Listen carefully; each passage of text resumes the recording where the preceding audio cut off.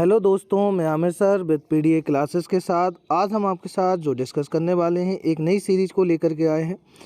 अभी आने वाले टाइम में 17 दिसंबर को एमपीपीएससी प्री 2023 का एग्ज़ाम है और उसी को लेकर के हम आपके साथ यहाँ जो मध्य प्रदेश की जोग्राफ़ी है या मध्य प्रदेश हिस्ट्री है या मध्य प्रदेश की आपकी पॉलिटी है, इन सब चीज़ों को लेकर के डिस्कस करेंगे। वही आज हम यहाँ आपके साथ डिस्कस करने वाले हैं। तो यहाँ हम आपके साथ लेकर के आए हैं। आज हमें जो डिस्कस करना है आपके साथ करेंगे मध्य प्रदेश का भूगोल। तो मध्य प्रदेश की भूगोल टेस्ट सीरीज़ यहाँ आपके साथ हम बात करेंगे। यहाँ पे उसी चीज़ को लेकर के हमें यहाँ पे आपके साथ बात करना है। और यहाँ आप ये देखिए, हम आपके साथ एक एक क्वेश्चन आंसर की डिस्कस करते चले जाएंगे। आप यहाँ टेस्ट सीरीज़ को देखें और प्रैक्टिस करें मेरे साथ। तो हम लोग आपके साथ यहाँ पे प्रतिदिन हम डेली बाय डेली 50 क्वेश्चन का यहाँ पे डिस्कशन करेंगे और उनको बहुत ही डिटेल से समझेंगे। तो ये देखिए, आप पहला क्वेश्चन है आपके साथ, मध्य प्रदेश में वर्षा से संबंधित सही कथन का चयन कीजिए। बात कर रहे हैं एमपी की रेनफॉल को लेकर के। सब पहला पॉइंट है, मध्य प्रदेश में सर्वाधिक वर्षा जिला बालाघाट में है। मध्य प्रदेश में सर्वाधिक वर्षा वाला स्थान पचमढ़ी है। मध्य प्रदेश का उत्तर पूर्व क्षेत्र पूर्वी क्षेत्र की अपेक्षा कम वर्षा प्राप्त करता है। पहले तो ये आप पॉइंट समझ लीजिए हमें जिसकी बात करना है, और ये पॉइंट हमें अच्छे से जानना है। पहली बात आती है कि मध्य प्रदेश की वर्षा सबसे ज़्यादा वर्षा क्या जिला बालाघाट में होती है, तो एकदम सही है पहला पॉइंट। फिर है क्या सर्वाधिक वर्षा वाला स्थान पचमढ़ी है। तो देखो यहाँ पे 2 पॉइंट है। पहला पॉइंट दे रहा है बालाघाट। अगर हम एमपी का नक्शा की एमपी के मैप की बात करें, यहाँ पे एमपी के यहाँ पे हम मैप की बात करें तो यहाँ ध्यान से आपको समझना है कि देखो इस प्रकार से ए रहा आपका एमपी का, ए रहा मैप आपका ए। तो यहाँ ध्यान से देखना है, इस वाले क्षेत्र में आपका आएगा बालाघाट। और आप जानते हो मध्य प्रदेश में 2 तरफ से वर्षा होती है, मतलब वर्षा जो होती है वो दक्षिण पश्चिम मानसून से होती है। एक होती है आपकी बंगाल शाखा से, मतलब बंगाल ब्रांच से इस तरफ से, और एक इस तरफ से होती है आपकी अरेबियन ब्रांच, और इस तरफ से होती है बंगाल ब्रांच। तो इस तरफ आता है आपका बालाघाट, तो जो कि एमपी का आपका 200 सेंटीमीटर से ज़्यादा वर्षा प्राप्त करता है। तो इसलिए पहला स्टेटमेंट एकदम सही है। दूसरा आता है आपका पचमढ़ी। पचमढ़ी वाला जो हिस्सा है वो महादेव पर्वत पर है, और इसी पर एमपी की सबसे ऊंची चोटी स्थित है आपकी धूपगढ़।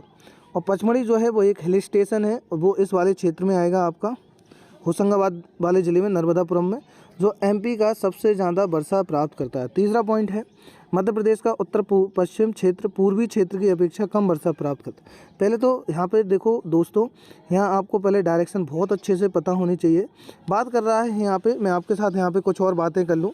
बात यहाँ पे आपके साथ होने वाली है, बात आपके साथ यहाँ पे जो हो रही है वो बात हो रही है यहाँ पे आपके साथ किसकी, उत्तर पश्चिम क्षेत्र और पूर्वी क्षेत्र को लेकर के। उत्तर पश्चिम क्षेत्र का मतलब क्या है और पूर्वी क्षेत्र का मतलब क्या है। जैसे कि मैंने अभी मैप बनाया था, ए मान लो ए एमपी है और इसका ये हो गया पूर्वी क्षेत्र, और दूसरा कह रहा है उत्तर पश्चिम, तो ए वाला डायरेक्शन कहलाएगा उत्तर पश्चिम। पहले ही मैंने बोला है कि सबसे ज़्यादा जो बारिश होती है वो बंगाल ब्रांच से होती है, और जो मध्य प्रदेश के किस तरफ होगी, मध्य प्रदेश के उत्तर पूर्वी क्षेत्र में होगी, उत्तर पूर्वी क्षेत्र में। तो वो कह रहा है कि उत्तर पश्चिम क्षेत्र पूर्वी क्षेत्र की अपेक्षा कम वर्षा प्राप्त करता है। तो बिल्कुल सही है, क्योंकि पूर्वी क्षेत्र की अपेक्षा ए वाला हिस्से पे मैंने अभी बोला था आपसे, यहाँ पे 200 सेंटीमीटर प्लस वर्षा होती है। वहीं मैं इस वाले क्षेत्र की बात करूं तो ए वाला क्षेत्र आपका मध्य भारत का पठार आधा हिस्सा और हल्का राजस्थान वाला क्षेत्र है। तो यहाँ पे आपका वर्षा मिलेगा 50 सेंटीमीटर से लेके 75 सेंटीमीटर के बीच। तो इतनी वर्षा यहाँ मिलती है। इसलिए इसके जो ऑप्शन होंगे, इसके जो कुछ ऑप्शन होने वाले हैं, इसमें तीनों के तीनों ऑप्शन क्या हो जाएंगे, इसके राइट हो जाएंगे। इसलिए इसका आंसर सही होगा उपरोक्त सभी। इसका राइट आंसर होगा उपरोक्त सभी।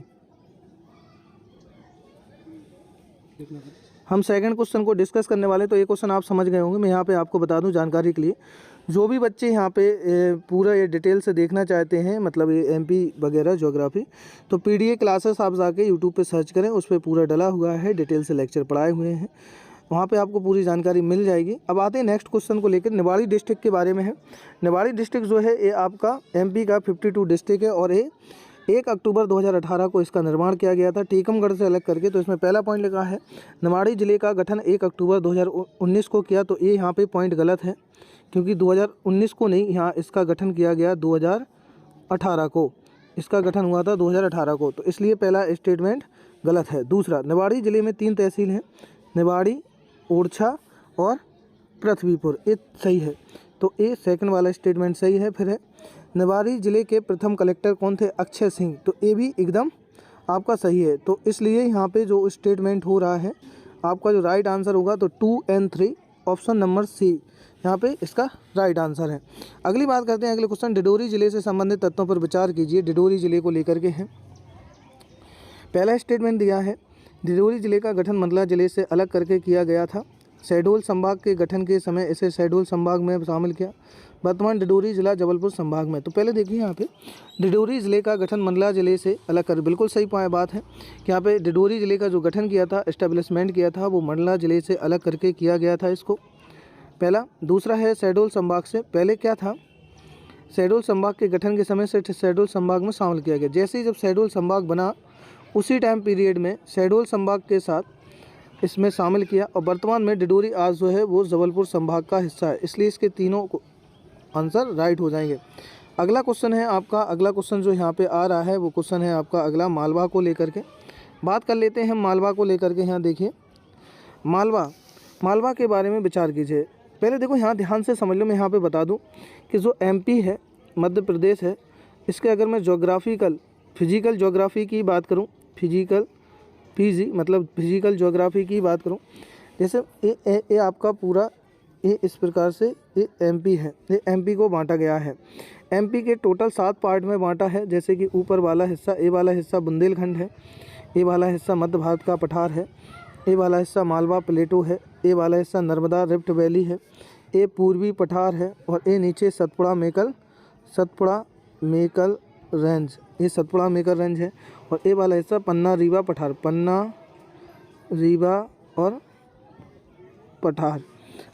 प्लेटो। तो ये हिस्से हैं इस प्रकार से। अब यहाँ पे यही हमें समझना है, यहाँ पे जो आपको दिया हुआ है, यहाँ पे अच्छे से चीज़ें आपको यही देखनी है कि यहाँ पे जो दे के रखा है किसके बारे में, कि मालवा का जो ढाल है वो दक्षिण पूर्व की ओर है। जो मालवा है उसका ढाल है दक्षिण पूर्व की ओर। देखो ध्यान से समझना कि मालवा जो प्लेटो है, या मालवा वाला हिस्सा है पठार का, ढाल दक्षिण पूर्व ना होकर, क्योंकि यहाँ से जो नदियाँ निकलती हैं वो चंबल अम्बल निकलती हैं, और ज़्यादातर नदियाँ इसके दक्षिण पूर्व में ना जा कर के ये नदियाँ सब की सब जाती हैं किसकी तरफ, उत्तर पूर्व की ओर। कैसे जाती हैं, ये नदियाँ जाती हैं उत्तर पूर्व की ओर, ये नदी जाती हैं। तो यहाँ पे जो दक्षिण पूर्व लिखा है, तो ये वाला स्टेटमेंट एकदम गलत है, पहला वाला, क्योंकि मालवा पठार का जो ढाल है वो उत्तर पूर्व की ओर है। इस पठार की सबसे ऊंची चोटी सिद्ध बाबा है।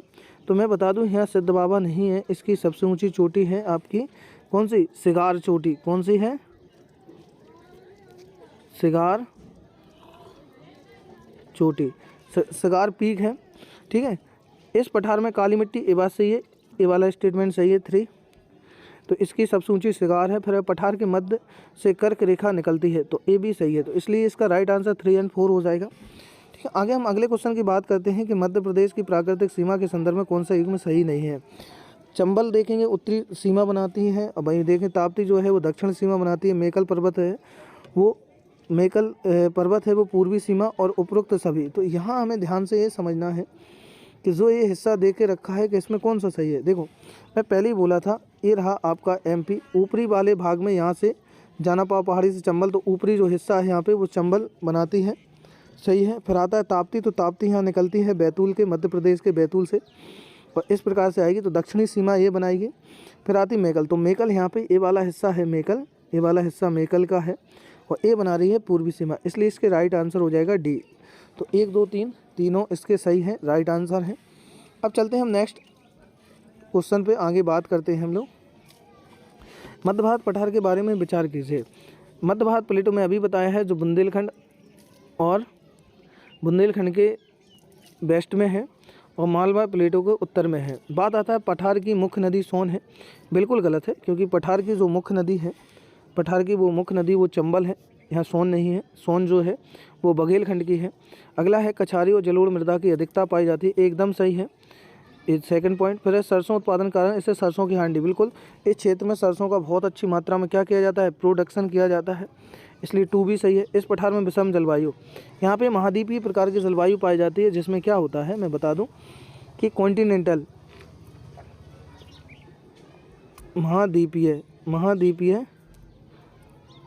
प्रकार की पाई जाती है जलवायु, महाद्वीपीय प्रकार की, जिसमें क्या होता है, अगर मैं बात करूं गर्मी की, गर्मी मतलब समर जो मिलेगा वो भी यहाँ पे प्लस मिलेगा, और आपको सर्दी की मैं बात करूँ, सर्दी भी आपको क्या मिलेगा, प्लस मिलेगा। मतलब गर्मी भी ज़्यादा रहेगी और सर्दी भी ज़्यादा रहेगी। तो इस जो विषम जलवायु या महाद्वीपीय प्रकार की जलवायु होती है, इसमें गर्मी और सर्दी दोनों ज़्यादा मिलते हैं। तो इसलिए ये वाला ऑप्शन क्या हो जाएगा, सही हो जाएगा। जहाँ हमने बात की थी इस वाले ऑप्शन की कि विषम जलवायु मिलती है, बिल्कुल इस क्षेत्र में विषम जलवायु मिलती है, इसलिए इसके 2, 3 एंड 4 ये तीनों ऑप्शन सही है, और पहला वाला रॉन्ग है क्योंकि इस क्षेत्र में सोन नहीं चंबल रहती है, इसलिए राइट आंसर इसका हो जाएगा डी। अब हम करते हैं नेक्स्ट क्वेश्चन की बात, अगले क्वेश्चन की बात कर लें। निम्नलिखित में कथन में विचार कीजिए, अभिकथन तथा दूसरे कारण का सही बताइए। जैसे पहला है अभिकथन दिया है कि मध्य प्रदेश में सीमेंट उद्योगों का विकास विंध्याचल क्षेत्र में सतना, रीवा, कटनी जिले में अधिक हुआ है, और विंध्यन चट्टानों में बलुआ पत्थर और चूना पत्थर के अधिक भंडार पाए जाते हैं। पहला है विंध्यन चट्टानों में बलुआ पत्थर और चूना पत्थर, तो एकदम सही है। मैं बता दूं यहाँ पे जो ऑप्शन दे के रखे हैं कि जो विंध्यन रेंज है जिसके 3 हिस्से हैं, जैसे कि पूर्वी वाले भाग को, जैसे हम कहें पश्चिम भाग को वाले भाग को विंध्यन बोलते हैं, मध्य वाले भाग को भांडेर रेंज बोलते हैं, और पूर्वी वाले भाग को कैमूर बोलते हैं। ये पूरी की पूरी जो पट्टी है यहाँ पे विंध्यन पाई जाती है, विंध्याचल रेंज है ये पूरी, और इसमें ज़्यादातर सीमेंट उद्योग चूना पत्थरों का विकास हुआ है, और विंध्यन में लाल बलुआ पत्थर और चूना पत्थर, इसलिए इसका ए एवं आर दोनों सही हैं, और आर ए की सही व्याख्या करता है। अगला क्वेश्चन, मध्य प्रदेश के किस पठार के अंतर्गत जबीरा गुम्बद आती है। तो मैं बता दूं जबीरा गुम्बद क्या है, पहले तो ये समझ लो।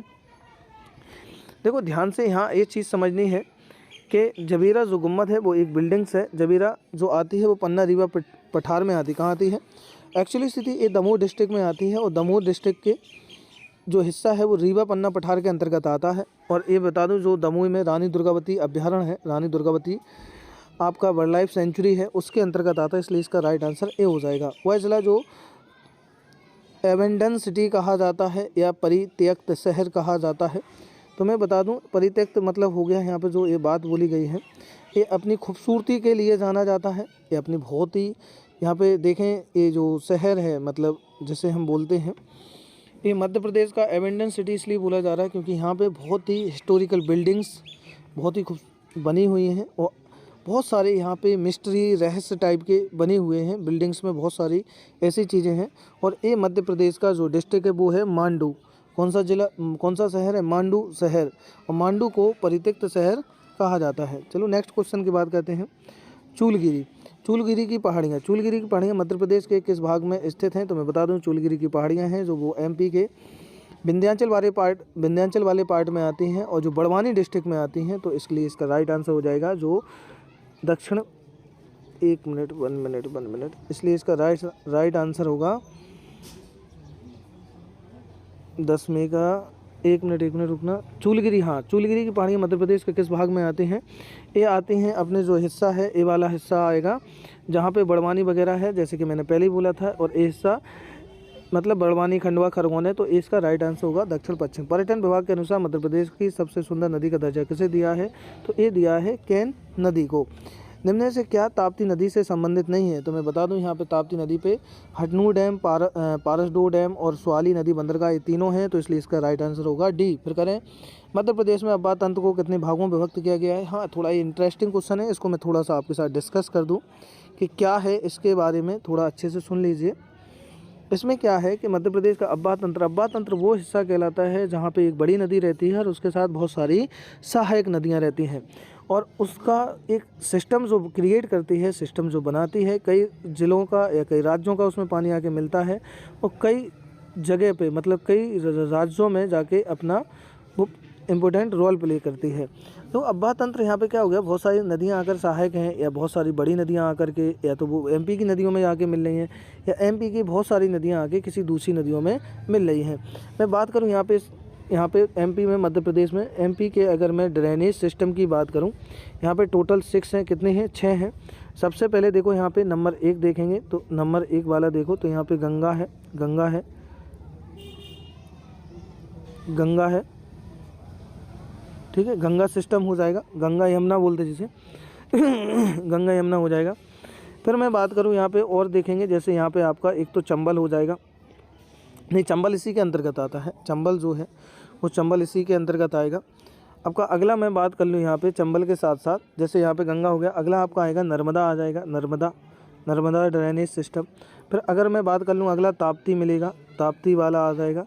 ताप्ती के बाद फिर मैं अगली बात कर लूँ, ताप्ती के बाद गोदावरी आएगा, क्योंकि एमपी की जो वर्धा बैनगंगा नदी है वो यहीं से मिलती हैं जाके, तो गोदावरी आ जाएगा।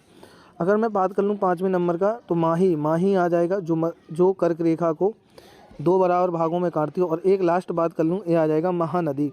मैं बता दूं पहले महानदी जो थी छत्तीसगढ़ से पहले वो एमपी का पार्ट थी, मतलब जब छत्तीसगढ़ अलग से नहीं बना। ये 6 एमपी के ड्रेनेज सिस्टम है, और इसमें सबसे बड़ा ड्रेनेज सिस्टम जो है वो आपका कौन सा है, वो ड्रेनेज सिस्टम है आपका यहाँ मैं बात करूँ जो सबसे बड़ा ड्रेनेज सिस्टम है वो अपना गंगा ड्रेनेज सिस्टम है। फिर यहाँ पे सेकंड नंबर पे नर्मदा आएगा, तीसरे पे ताप्ती आएगा, चौथे पे गोदावरी, 5वें पे माही, और सबसे छोटा महानदी। महानदी जो है वो आपके मेकर रेंज के पूर्वी हिस्से से निकलती है, जो मेकल पठार है, और ये छत्तीसगढ़ तक फैला हुआ है, इसी हिस्से से जाती है। और एमपी का सबसे बड़ा ड्रेनेज सिस्टम है गंगा। और वही बात करूं कि एमपी का सबसे छोटा ड्रेनेज सिस्टम है महानदी। ये वाला क्वेश्चन कई बार एग्जाम में आ चुका है, और ये पूरा का पूरा एक पैटर्न रहता है, इसको पूछता है कि किस पैटर्न पे आधार पर है, तो ये बताओ। तो आप इनको थोड़ा अच्छे से देख लेना कि सबसे बड़ा ड्रेनेज सिस्टम कौन सा है, सबसे छोटा कौन सा, तो सबसे बड़ा गंगा है। फिर दूसरे पे आपका आएगा नर्मदा, तीसरे पे आपका आएगा तापी। इनका क्रम ज़रूर याद रखना, क्योंकि पेपर में क्रम पूछता है, या नीचे से ऊपर, और ये देगा असेंडिंग और डिसेंडिंग में छोटे से बड़ा दे देगा। चलो ठीक है, फिर बात करते हैं इसमें कितना हो जाएगा, 6 इसका राइट आंसर हो जाएगा 6, ठीक है, इसका राइट आंसर 6। आगे, निम्नलिखित में नदी घाटियों में से किस नदी घाटी राजोरस के कंकाल अवशेष के जीवाश्म पता चलता है, तो ये नर्मदा नदी। मैं बता दूं ये राजोरस के कंकाल का मतलब है कि यहाँ पे डायनासोर का सबसे बड़ा जो राजा था, मतलब डायनासोर का, उसका यहाँ पे कंकाल मिला, इसलिए इसका राइट आंसर, और ये जो मिला है नर्मदा नदी के किनारे मिला है। आगे बात करते हैं, नर्मदा एक जल निकासी पैटर्न को दर्शाती है, तो ये किस प्रकार के जल निकासी पैटर्न को दर्शाती है। तो अगले क्वेश्चन को हम बात करते हैं कि किस प्रकार के, यह पूर्व की ओर बहती है, या एक दरार घाटी से होकर बह के जाती है, या कई सहायक नदियां हैं, या एक छोटी नदियां। मैं बता दूं जो नर्मदा है वो एक रिफ्ट वैली में बहती है, इसका राइट आंसर होगा कि दरार घाटी से होकर बहती है। मैं पहले बोला था कि यहाँ पे बता भी चुका हूँ कि जो रिफ्ट वैली है वो 2 इस प्रकार से, जब 2 पर्वतों के बीच का हिस्सा या बीच वाला हिस्सा नीचे धंस जाए और उसके दोनों वाले हिस्से यथावत रहें, मतलब ये बीच का हिस्सा नीचे की ओर इस प्रकार से आ जाए, तो बीच में एक घाटी बन जाती है, और उसके 2 बगल से माउंटेन का फॉर्म हो जाता है, जिसे ब्लॉक पर्वत कहते हैं, और बीच में बने हुए हिस्से को भ्रंश घाटी कहते हैं। और नर्मदा इसी प्रकार की एक नदी है। आगे हम डिस्कस करते हैं मध्य प्रदेश में कौन सा क्षेत्र 7.5 नदियों के नाम से जाना जाता है। तो मैं इसको बता दूं कि जो मध्य प्रदेश का ये क्षेत्र है ये 7.5 नदियों के नाम से जाना जाता है। तो इसके लिए जो आपका राइट आंसर होगा वो राइट आंसर होगा आपका सी, जाना पाव की पहाड़ी। इससे बहुत सारी नदियाँ निकलती हैं जाना पाव की पहाड़ियों से, और ये आता है इंदौर डिस्ट्रिक्ट में। इससे बहुत सारी नदियाँ जैसे कि चंबल है, नखेरी है, कारम है, चोरल है, धामनी है, गंभीर है, उमरा सुमरा और अजनार। उमरा सुमरा को 7.5 नदी मतलब आधी आधी नदी गिना जाता है। अजनार वगैरह, कारम नखेरी एक ही धारा में बहती हैं, इसलिए इन्हें 1.5 नदी माना जाता है। जो 2 नदी हैं कारम और नखेरी, तो इसलिए जाना पाओ तो याद रखना, ये क्वेश्चन कई बार पूछे गए हैं। अभी करंट में क्या हुआ, मध्य प्रदेश के अक्टूबर 2022 तक कितनी रामसर साइट घोषित हो चुकी हैं। तो मैं बता दूं मध्य प्रदेश की टोटल अभी वर्तमान में 4 हो चुकी हैं, क्योंकि इससे पहले क्या हुआ था, एमपी की सबसे पहले अगर मैं रामसर साइट की बात करूं तो 2002 में फर्स्ट थी, वो थी भोपाल की भोजलैंड। फिर इसके बाद अभी हाल 2022 में अभी हाल में 3 को जोड़ा गया है, जिसमें सेकंड नंबर पर जो जोड़ा है माधव नेशनल पार्क में जो है आपका माधव सागर, हाँ जो आपको अभी हाल में जुड़ा है, माधव नेशनल पार्क में अंदर है सांग सागर को शिवपुरी में स्थित है। फिर तीसरे नंबर पे सिरपुर तालाब है जो आपका इंदौर का है।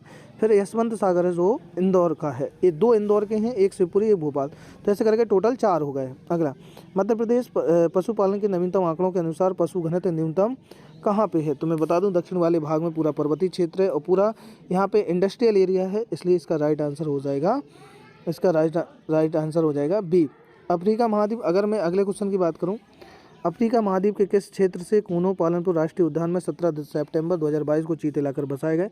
मैं बता दूं कि 17 सितंबर की जो डेट है ये मोदी जी का बर्थडे है, मतलब हमारे पीएम है जो उनका बर्थडे है, और ये इन्हीं के दिन इनके जन्म दिवस पर ये लाए गए थे, और ये लाए थे हमारे अफ्रीका के नामीबिया से। फिर अगला क्वेश्चन 22 में मध्य प्रदेश का नवीनतम वन्यजीव अभ्यारण्य अधिसूचित किया गया है, जो अभी सबसे 22 नंबर जो अभी बना है नया, तो अभी 22 नंबर का, तो ये बना है करमाझिरी, मध्य प्रदेश के सिवनी जिले में 2022 में से मध्य प्रदेश ने अधिसूचित किया। तो हेलो दोस्तों, यहाँ पे हमने आपके साथ 20 क्वेश्चन डिस्कस किए।